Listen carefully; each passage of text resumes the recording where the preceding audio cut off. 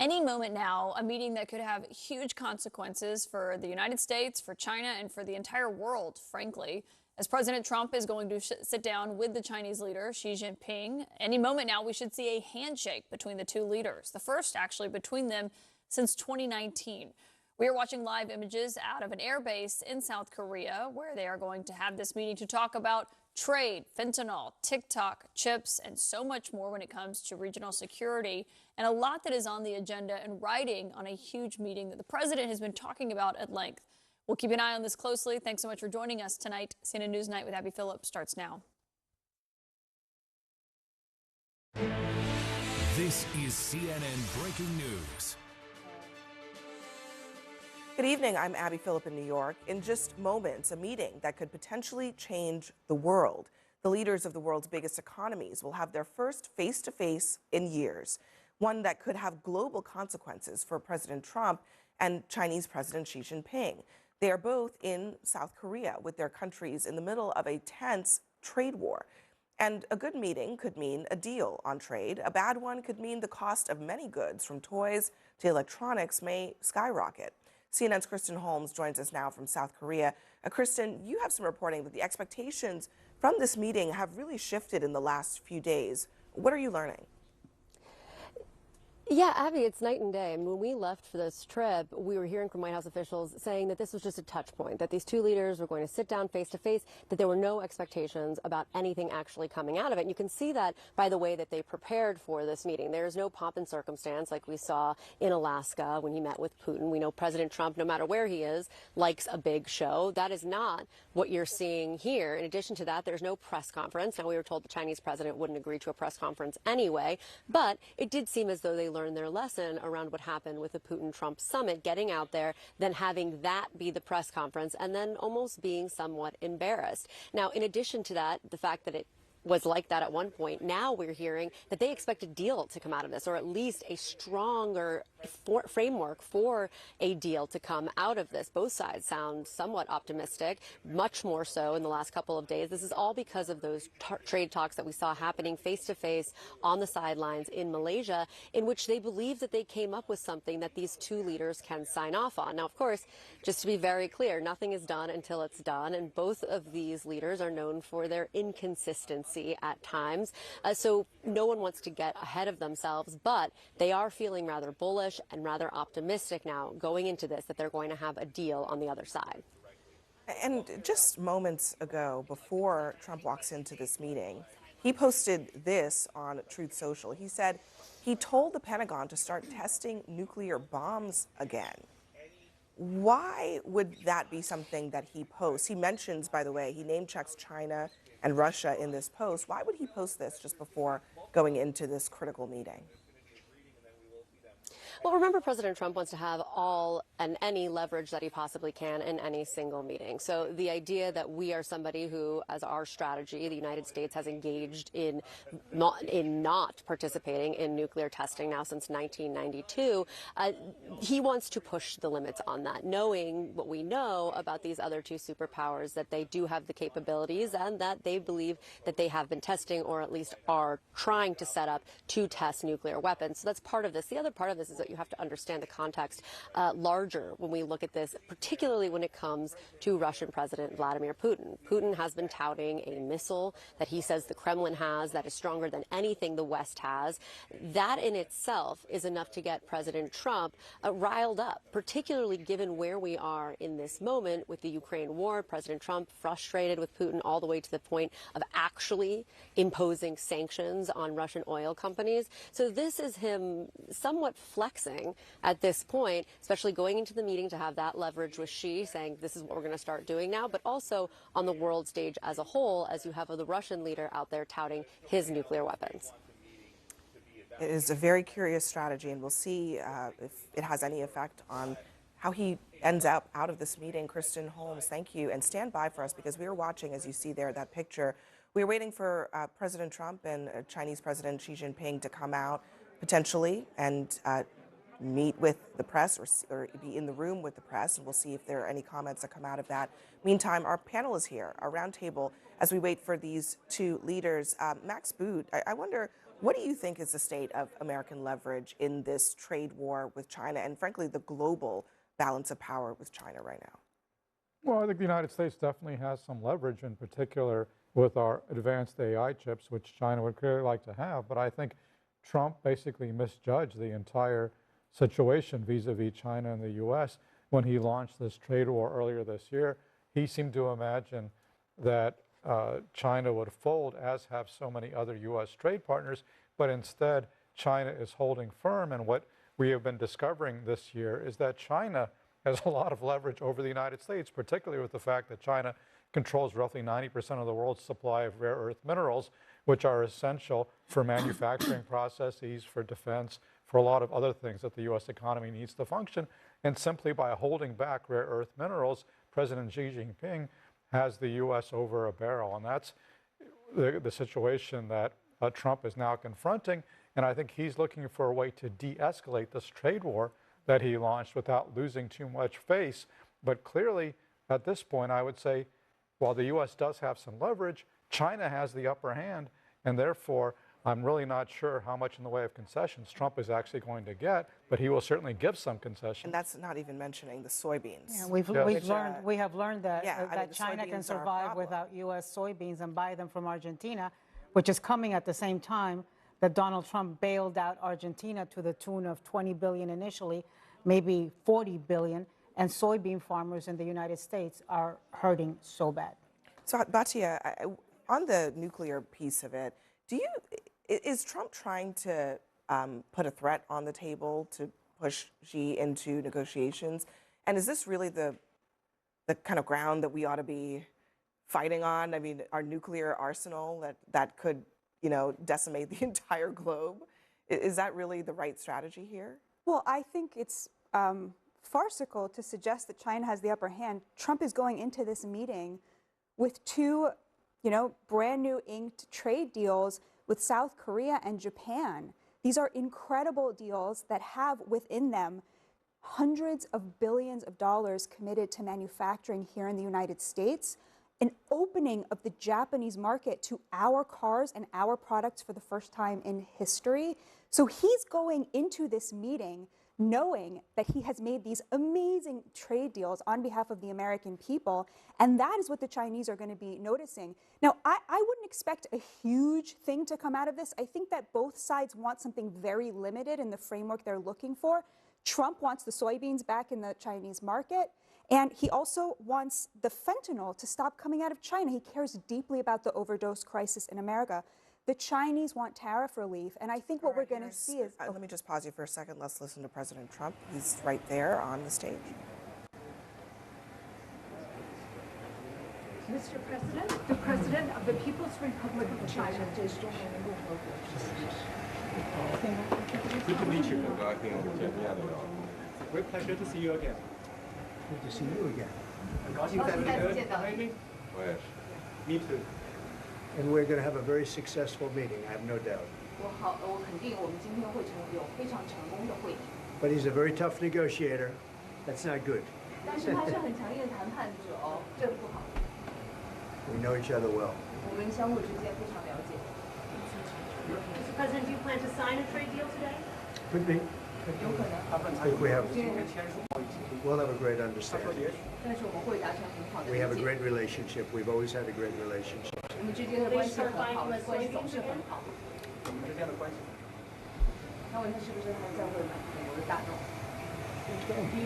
you discuss Taiwan, sir? Which way?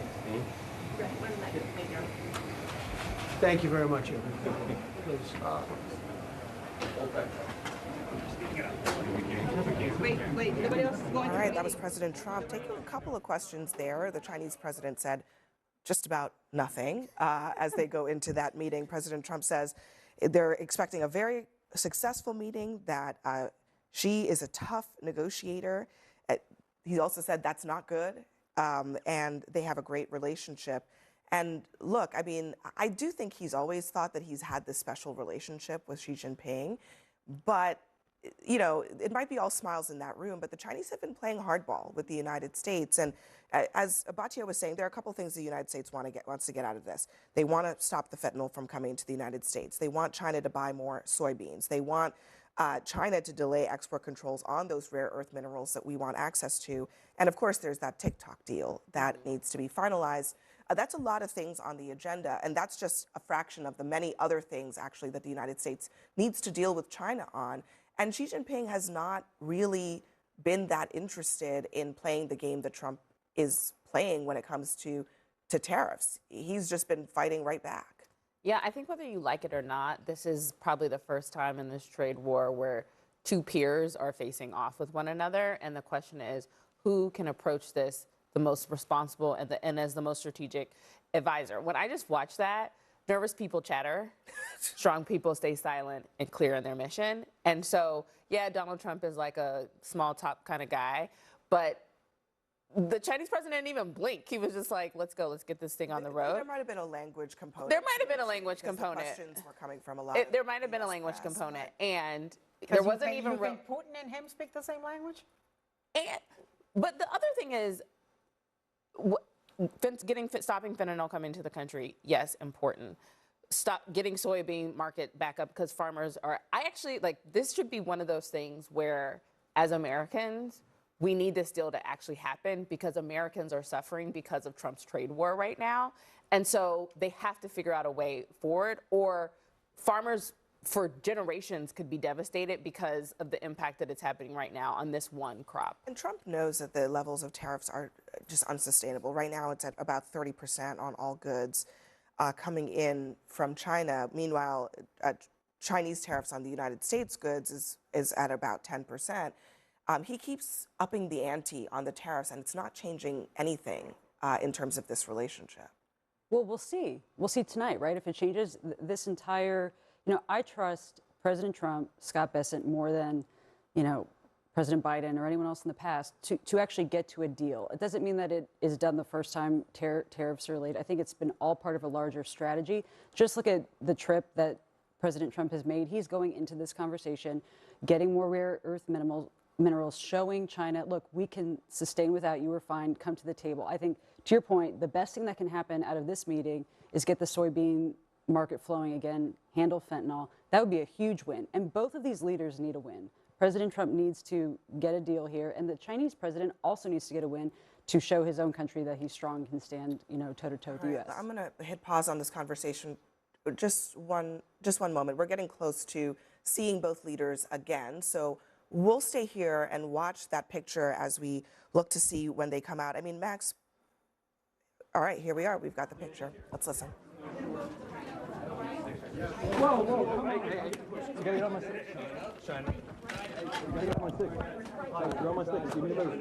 Give me a move. Hey, give me a move. China, this way. Give me a move. Go. China, that side. China, that side. No, what they said. Keep going. Keep going. They're joined by you as well. Go. Keep going. Keep moving. Keep moving. They're going. That's China, U.S. here. Go.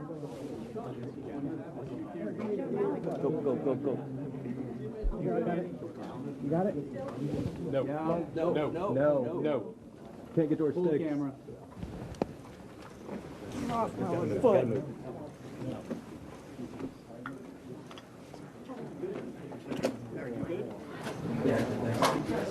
Yes.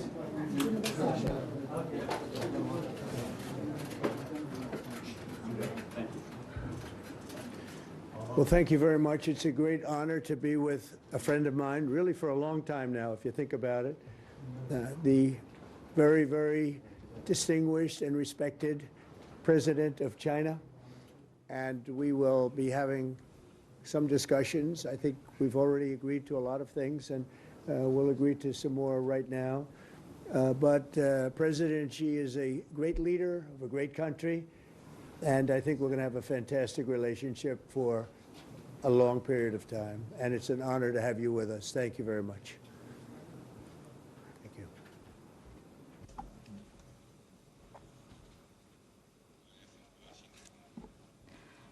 President Trump, it is a great pleasure for me as well to meet you. and it feels very warm seeing you again because it's been many years. Since your re-election, we have spoken on the phone 3 times, exchanged several letters, and stayed in close contact. Under our joint guidance, China-US relations have remained stable on the whole. Given our different national conditions, we do not always see eye to eye with each other, and it is normal for the 2 leading economies of the world to have frictions now and then. And in the face of winds, waves, and challenges, you and I, at the helm of China-US relations, should stay the right course and ensure the steady sailing forward of the giant ship of China-US relations. I always believe that China's development goes hand in hand with your vision to make America great again. Our 2 countries are fully able to help each other succeed and prosper together. Over the years, I have stated in public many times that China and the United States should be partners and friends. This is what history has taught us and what reality demands. A few days ago, in the latest round of consultation, our 2 economic and trade teams reached basic consensus on addressing our respective major concerns and made encouraging progress. This provided the necessary conditions for our meeting today. Mr. President, I am ready to continue working with you to build a solid foundation for China-US relations and create a sound atmosphere for the development of both countries. Mr. President, you care a lot about world peace, and you are very enthusiastic about settling various regional hotspot issues. I appreciate your great contribution to the recent conclusion of the Gaza ceasefire agreement. During your visit to Malaysia, you witnessed the signing of the Joint Declaration on Peace along the Cambodia-Thailand border, to which you had provided input. China has been helping in our own way Cambodia and Thailand properly settle their border disputes, and we have also been promoting peace talks to resolve other hotspot issues. The world today is confronted with many tough problems. China and the US can jointly shoulder our responsibility as major countries and work together to accomplish more great and concrete things for the good of our 2 countries and the whole world. I look forward to exchanging views with you on questions important for our 2 countries and the world. Thank you. Thank you. Thank you very much. It's great to have you all. Thank you very much. Mr. President, why did you change your nuclear plans? Why are you going to be doing more nuclear testing? Thank you very much, everybody. Thank you. Thank you. Thank you very much.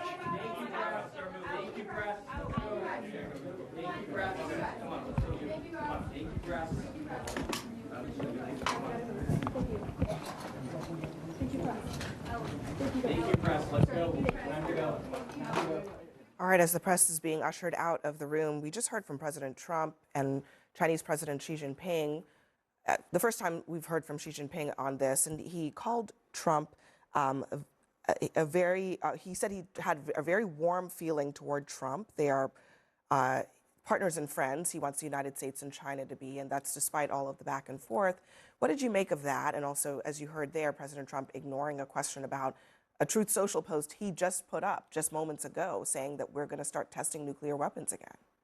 I don't make too much out of it. It was just an exchange of niceties and polite nothings. But I mean, it is kind of interesting to see the dynamic here is very different, obviously, than, for example, in the White House, where he had President Zelensky in there a few weeks ago, and he basically conducted this massive press conference ahead of their meetings and expounding on all sorts of issues, including U.S.-Ukraine relations. This is a much more tense meeting, much more consequential meeting, I think, from Trump's standpoint. And you see it as a meeting of equals because Xi Jinping is one of the few people that Trump cannot really bully. He feels like he cannot necessarily dictate what Xi does. And so I think both men are probably going in to some extent on their best behavior. But he is trying flattery.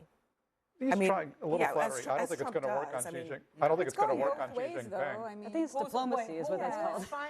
She was flattering him back. I mean, Trump said he called him very distinguished and respected. He called him a friend repeatedly. I mean, that kind of flattery works on Trump. I don't think it's going to work on Xi Jinping. Yeah, I mean, I think that's the point of the question I'm asking. We've now gotten used to world leaders who have learned the lesson that the way to Trump's heart is through flattery, and it doesn't seem like here he's going to get a crown or a jet or a Nobel Peace Prize. I mean, I have to say, I did note that he brought up Trump's contribution to the resolution of the dispute between Cambodia and Thailand about their border, and he said, but also we were involved. So, you know, I mean, look, we don't want to read too many tea leaves here, but clearly Xi Jinping is not reciprocating in the overt, flattery here. He did the same thing that everybody else did. He didn't say you deserve the Nobel Peace Prize, but he brought up Gaza. He's also flattering Trump. I have to push back on this idea that we got nothing out of the trade war. We've got $200 billion. Some of that paid for SNAP benefits all through October.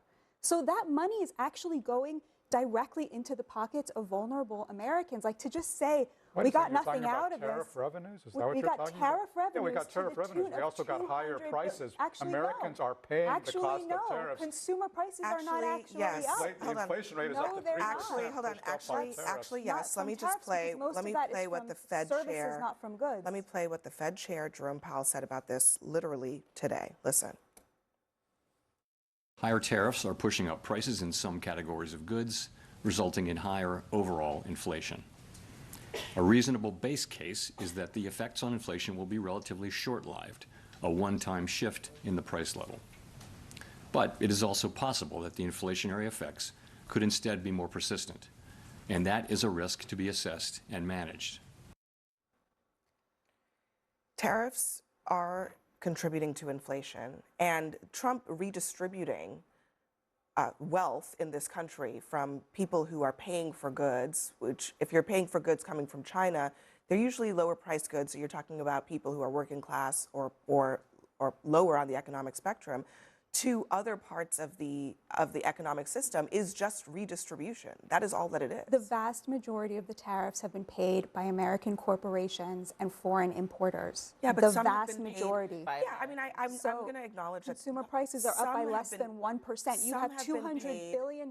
That's more than 1%. Some of them have been paid by those corporations, but some are being borne by Americans, and even more so, the cost of tariffs, which is, by some estimates, over $1 trillion to American companies, is rippling down on those companies. When you apply that to companies and they are making less money, guess what they're going to do?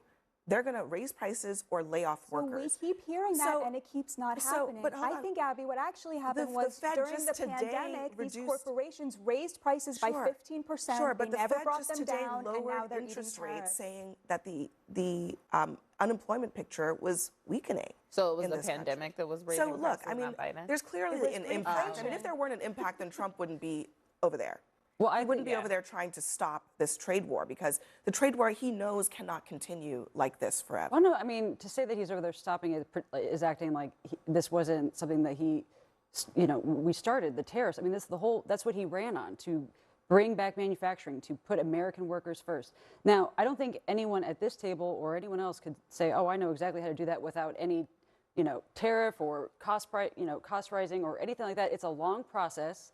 Looking at that table of everyone who's sitting there, I can't think of anyone else who would rather be sitting there than Trump, Secretary Rubio, Secretary Bessent. I mean, that's a really smart table, and that is why the soybean farmers, who, yes, they have been going through a tough time now, will run through a brick wall for the president because they see him there fighting for him. And I think you just got to let him cook. And the soybean farmers were screwed by Trump's trade war. That's the reason why they're not selling soybeans. They are going out of business. What do you mean they're going to run through a brick wall? What do you mean they're going to run through a brick wall? They are literally saying that we are not going to be able to sustain getting zero purchases. And when he comes out of the meeting today, this morning, with the deal fixed, with a better deal. This is like the arsonist thing. I'm going to put out the fire that I started. This is very elementary to think that you can just walk into a Chinese conference room and say we need to increase our production. You need to stop taxing and doing this. We have to go through a process. It's elementary to just do blanket tariffs on every country, which It's he a did at the process. beginning. He did think of it without a plan. Yeah, but Let me he's finish. got the Let me trade finish. deals. Let me finish. Why is he there then?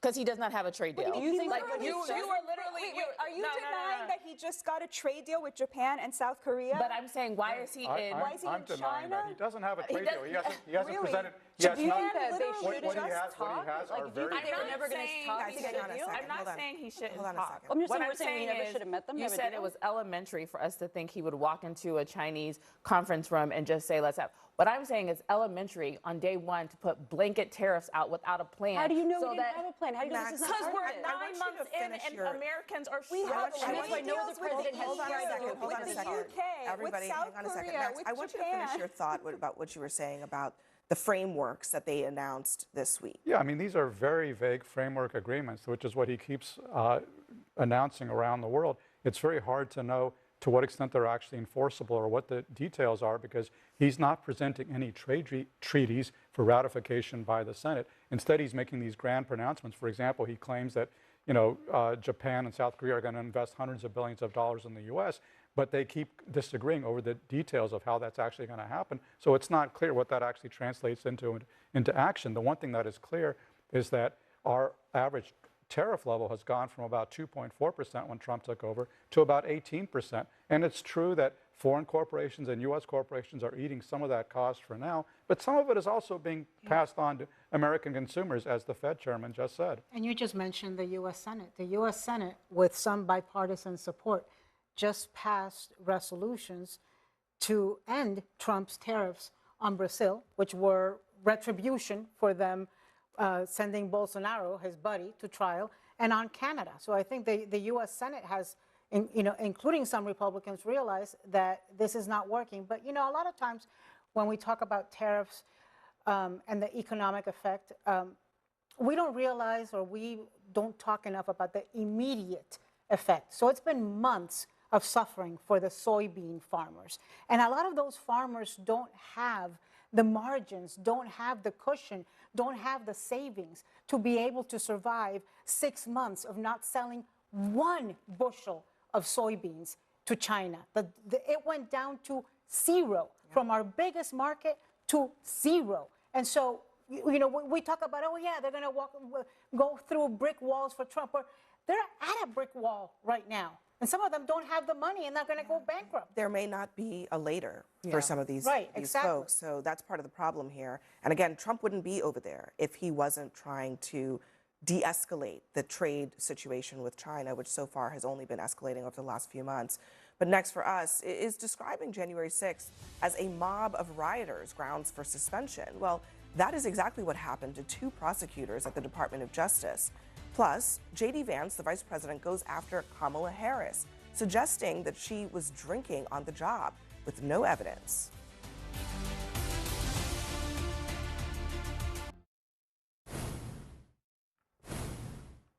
Tonight, the Justice Department is suspending 2 prosecutors for accurately describing January 6th as a, quote, mob of rioters.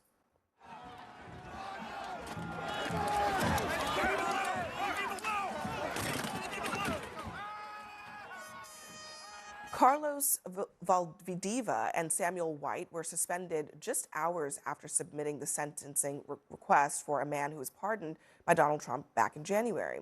Taylor Taranto is facing gun charges after he was detained near Barack Obama's home 2 years ago. He said on a live stream that he had a detonator and was searching for underground tunnels that led inside the Obama family home. 2 guns, hundreds of rounds of ammunition, and materials to make explosives were also found inside of his van. The original prosecutors in that case sought a sentence of 27 months, but their memo submitted yesterday was missing from the court docket as of this afternoon.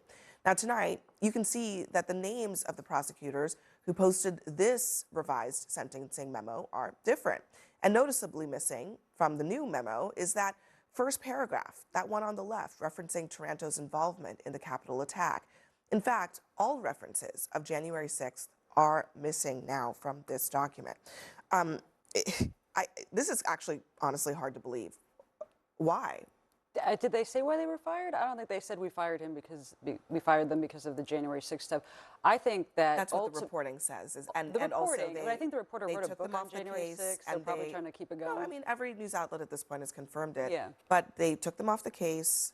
They put on new prosecutors. They resubmitted the memo, and they took out the paragraph about January 6th. So I think there was part in there where they were explicit, referring to President Trump, almost blaming him for the violence of January 6th in their original filing. I believe that was partly in there. And so if they are going to, these are individuals who, there's plenty of reasons to put this guy away. 27 counts.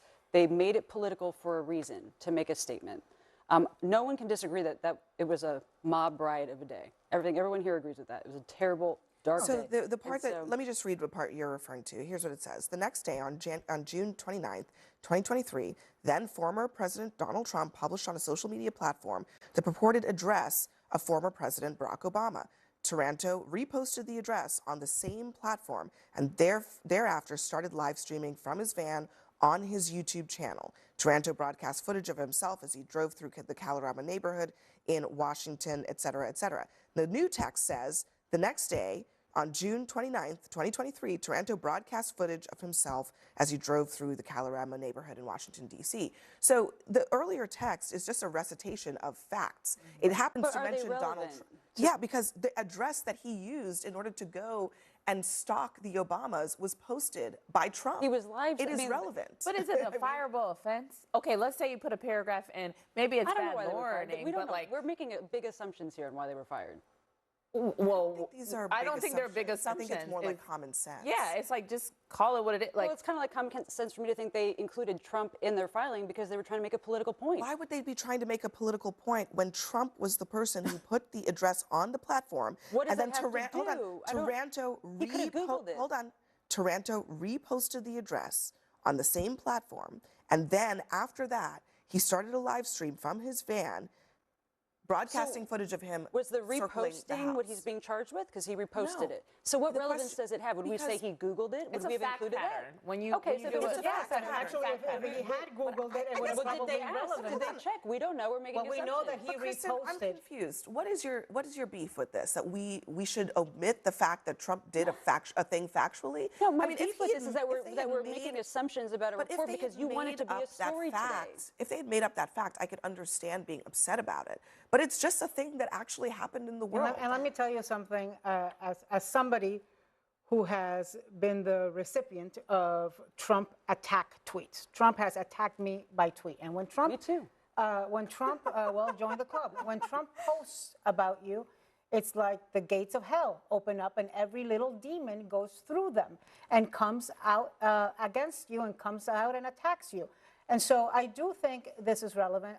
Look, the bigger point here is that Trump and his administration, all his followers and minions, or many of his followers and minions, want to erase January 6th, want to convince us that what we saw with our own eyes is not what we saw with our own eyes. They want to convince us that it wasn't a violent riot. They want to convince us that it was sightseeing at the Capitol and all sorts of descriptions that some Republicans have used to describe that day. They don't want to admit that it was what Mike Pence knows it was. And for the purposes of sentencing, Batya, I mean, it seems logical that if you're a prosecutor and you're trying to argue to a judge that this guy is somebody who shouldn't be out on the street, he's dangerous, wouldn't it be relevant to include the other instance in which he was engaged in violent acts? But I ask that, but also at the same time, the fact that Trump pardoned him does make it so that it is harder to include that information. And is that right in your mind? I read 4 articles. They all said, the 4 that I read from mainstream media said we don't know why they were fired. But if they were fired for omitting that paragraph, that is bad. That's not good. So I'm not 100% sure that's true, but I understand why it seems like that's probably true. And if that is true, that's bad. Yeah, I think they shouldn't have been fired. Yeah, I mean, look, the pardons are sort of the original sin here in a lot of these cases. It's not the first time that we've seen these former January 6th, now pardoned individuals going out there and committing acts of violence. And that is something that we have to now live with as a country, because these were blanket pardons. They were just given a clean slate. Abby, not accepting the election results and the loss was the original sin. Then as a result of that, instigating January 6th was a further sin.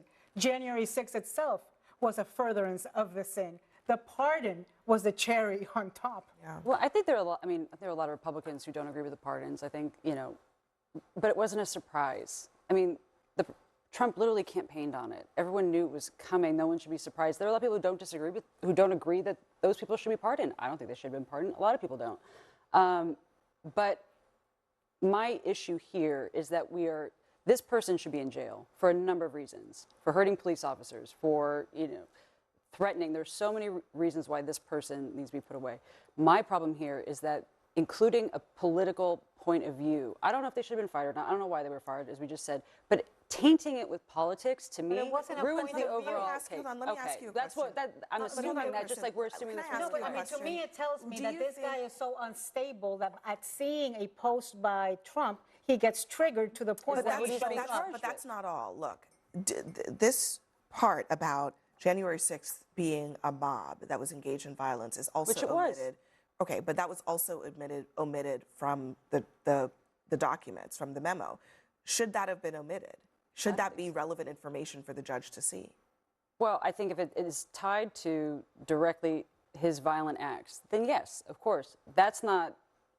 I don't think that's what we're fighting about here. What we're arguing about. I mean, first of all, we're not fighting. But second of all, what I'm asking you is, if you take the firings out of it for a second, they resubmitted this memo and they took out the parts of that document that would have offended President Trump, because he doesn't like it called a mob. He doesn't think January 6th was wrong. That's why he pardoned all these individuals. Is it okay in your mind for that reason, because Trump doesn't like it, it comes out of the document and then it's not part of the record as they're trying to put this very dangerous person behind bars? If that's the reason they give for omitting it, then what of course reason, what other reason is So there? here's the thing: you're making these assumptions, just like how I'm assuming that those. I know, but what other? I mean, why else would you what take plausible it out? other reason is there? Have you asked? Has a news organization asked why they've been? The omitting? justice, they did not comment on that part of it. They said, we don't comment on personnel decisions. We want to make it clear we take violence and threats of violence very seriously. They did not address the fact that the memo was edited to remove references to January 6th. I think most Americans agree that January 6th was a terrible, dark day. I think most Americans would agree that this man is dangerous and needs to be in jail. I think most Americans are also tired with tables like this being obsessed with going back and forth about what someone says about January 6th. Look, and it has nothing, as long as the person goes to jail. I agree. It was a riot. It was an insurrection. They tried to overthrow the government. I think we all just said we all agree on that. That's not a back and forth. This is the second time, literally in 10 days, I've been at this table and we're talking about a January 6th person being pardoned who is saying violent things, whether against Hakeem Jeffries or against against Barack Obama. There is a pattern here, and so it's not a back and forth. It's I just wish like we'd also we would include instances where violent offenders have cashless bail, get released early, and go and commit more crimes. Illegal immigrants. We who talk get let about go. them too. Trust me. I would love to do the tally on it. We talk about them too. Yeah, we should count it up. The president pardoned these people, A.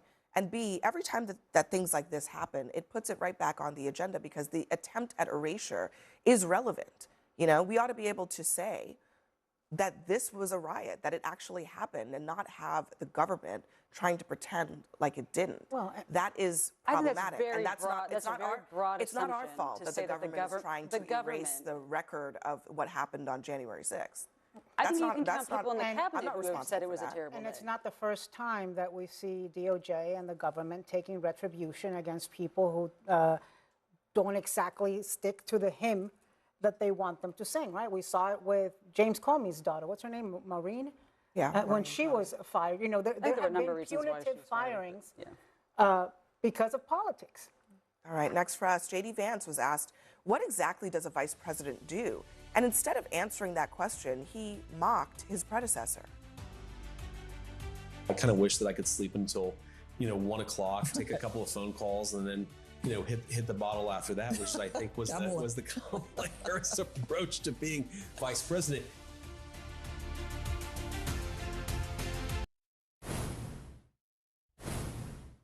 Tonight, Vice President Vance is insulting his predecessor, not for her policies or for anything to do with the Biden administration, but with a smear, claiming that she has a drinking problem. I'm envious of Kamala Harris. The reason why I've been able to do a lot is because the president trusts me and he's empowered me with a lot of responsibilities. And it's made the job a lot of fun. I mean, as much as I joke about, I kind of wish that I could sleep until, 1 o'clock, take a couple of phone calls and then, hit the bottle after that, which I think was the Kamala Harris approach to being vice president. It would be really boring.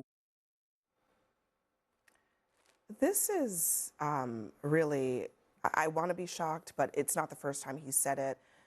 To say that someone has a drinking problem just because you or whoever else made that up is wild to me, that would come out of the mouth of a sitting vice president.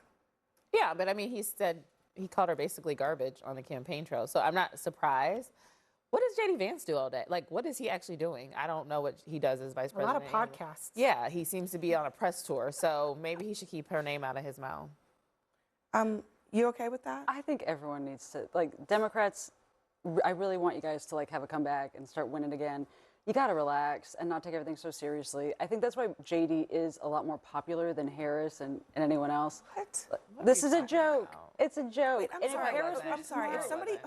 If somebody joked about you and said, oh my gosh, she's drinking every single night, she's got a drinking problem, you would be like, okay, let me call the lawyer up and file a defamation lawsuit. No, I definitely would not. You really would be okay with the vice president of the United States claiming repeatedly in public that you have a drinking problem. Let me just play what he said earlier this year about the same thing. I mean, it goes even beyond just that insinuation that he made in that interview. Listen. You talked earlier about the role of the vice president and how it's different with each presidency. How are you doing the job differently than Kamala did it?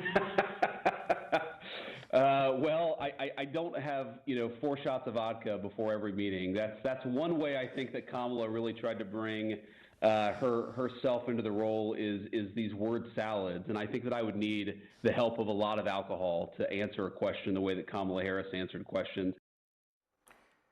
What are we doing here, Batya? I mean, let's just for a second just talk about decency. Are we done with that now? I'm kind of with Kristen. I thought it was funny. How is that funny? I gave him a really hard time 2 weeks ago because he excused the young Republican chat, which included the N-word and praise of Hitler. And that is the kind of thing that is not funny. It needs to be condemned. We talked about it here.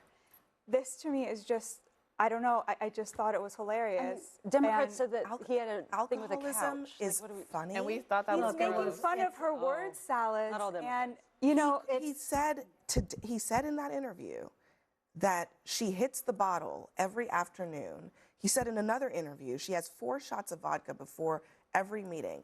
Look, I just think it's a question of basic decency. There are people who are alcoholics, but to then just smear somebody who was the vice president, whether you like her policies or not. This was a narrative that they ran with, Republicans during the campaign, trying to paint Kamala in that light. I feel that it's stupid and sophomoric, and there's no evidence to that, unlike the evidence that there is of the drinking problem that the Secretary of Defense had, for which there is plenty of.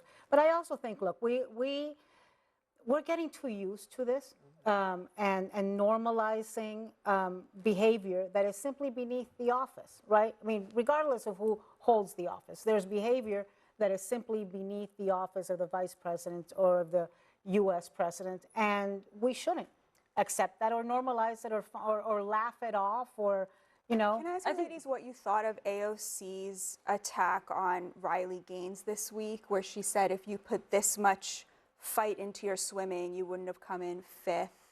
Like, did you think that was funny, or did that violate your sense of decency as well? Like, didn't she also make fun of one of the male?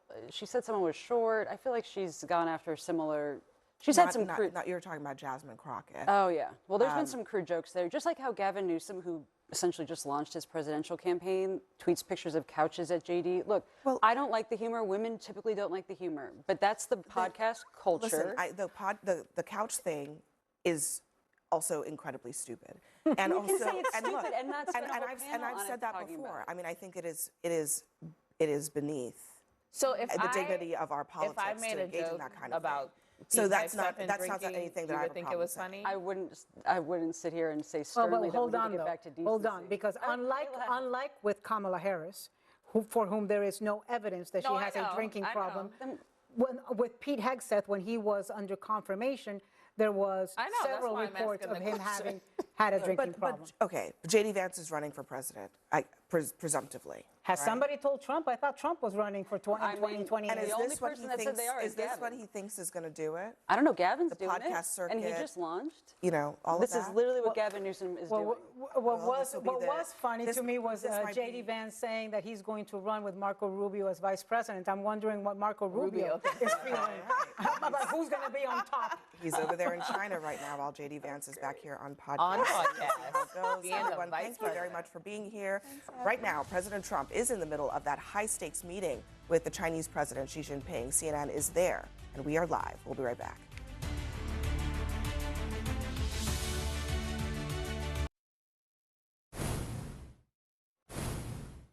We are 29 days into a government shutdown, and John Thune, the highest-ranking Senate Republican, is usually and unusually pretty level-headed. But today, his frustration really came through on the Senate floor, erupting at Democrats trying to fund food stamps before they expire. SNAP recipients shouldn't go without food. People should be getting paid in this country. And we've tried to do that 13 times. You voted no 13 times. This isn't a political game. These are real people's lives that we're talking about. And you all have just figured out, 29 days in, that, there might be some consequences. Now, despite the anger that you saw there on the Senate floor, Thune did signal that he may be willing to engage with moderate Democrats soon. We'll see what it does to end this shutdown. And before we go, just a reminder for you, you can stream NewsNight wherever you want, right on your CNN app. Just scan the QR code below or go to cnn.com/watch for more on this new experience. And thank you very much for watching NewsNight. Laura Coates Live starts right now.